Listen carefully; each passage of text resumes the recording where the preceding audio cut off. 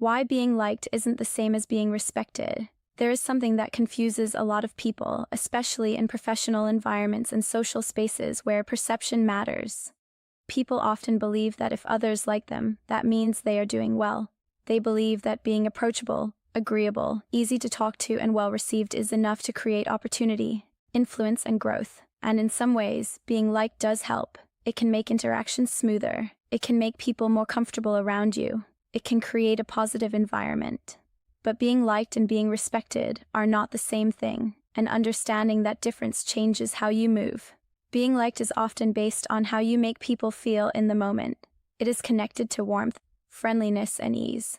People like you because you are pleasant to be around, because you don't create friction, because you make interactions feel smooth.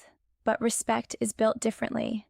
Respect is not about comfort. Respect is about how people perceive your standards, your clarity, and your consistency. It is about whether people trust your judgment, whether they take your words seriously, whether they believe you stand for something beyond just being agreeable. And this is where many people run into a problem, because it is possible to be very liked and still be overlooked.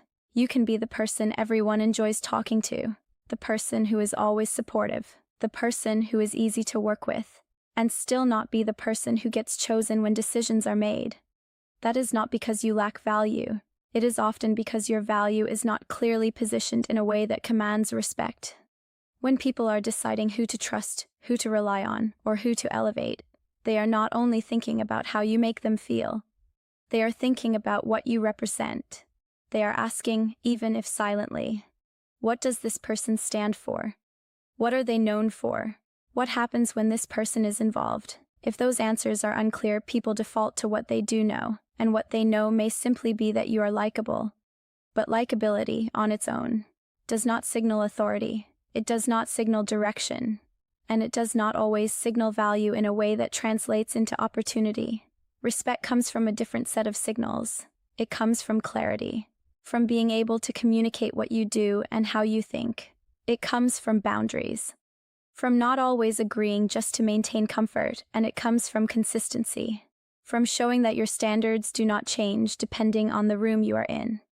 This does not mean you stop being kind. It does not mean you become difficult or distant.